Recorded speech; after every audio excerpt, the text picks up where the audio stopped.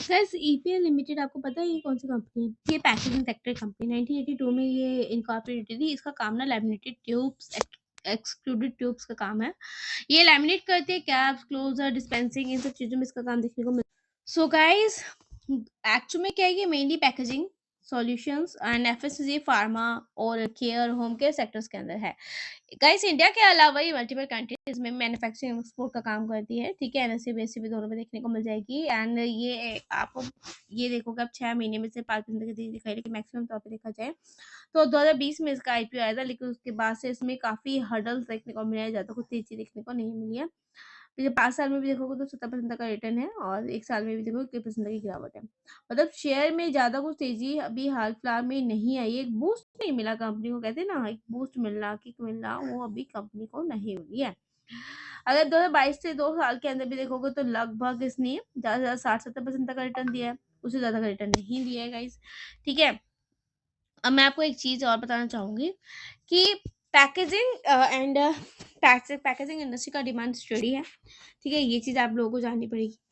And पता है क्या, अगर इसके फंडामेंटल भी जाओ तो आपको एक चीज आपको ये देखने को मिलेगी फंडामेंटल के अंदर कि यहाँ मैं आपको दिखा देती हूँ। देखिए ये आप देखिए, इसका स्टॉक पीस 16 है। ठीक है, इंडस्ट्री पीस का 20 मतलब अंडर वैल्यूड हुआ।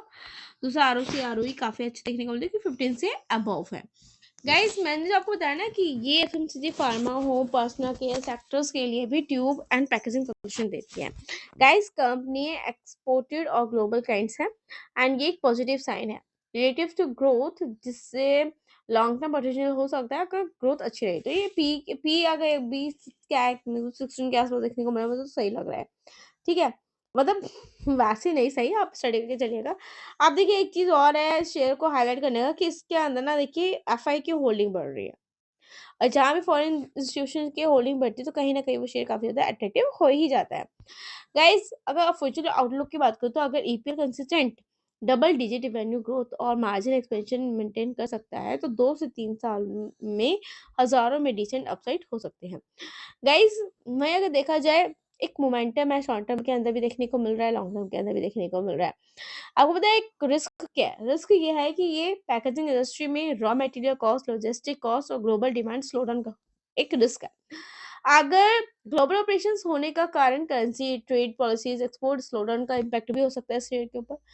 ग्रोथ एक्सपेक्टेड है, लेकिन प्राइसिंग भी बहुत इंपॉर्टेंट है क्योंकि डिसअपॉइंटमेंट भी देखने को मिल सकती है डिलीवरी के अकॉर्डिंगली देखा जाए तो। एंड अगर बैलेंस शीट में देखोगे तो गाइस 2200 का अगर इसका आपको रिजर्व देखने को मिलता है तो 802 का इसका डेप्थ देखने को मिलता है, तो ठीक है, रिजर्व ज्यादा है और डेप्थ कम है। यहाँ सेल्स ग्रोथ कंटिन्यू बढ़ती हुई नजर आई है मुझे। एंड प्रॉफिट में भी देखोगे तो धीरे धीरे तेजी है। लेकिन गाइस अगर इसका चार्ट पैटर्न आपने देखा 2020 से लेकर अब तक का, वो ज्यादा कुछ खास देखने को नहीं मिलता। तो ये भी एक अलर्टनेस है कि शेयर के फंडामेंटल्स तो कुछ और दिखा रहे हैं लेकिन चार्ट कुछ और दिखा रहा है।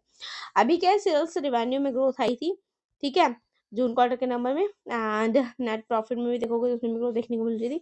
होपफुली ये उम्मीद जताई जा रही है कि आने वाले सितंबर क्वार्टर के नंबर भी काफी अच्छे निकल के आ सकते हैं।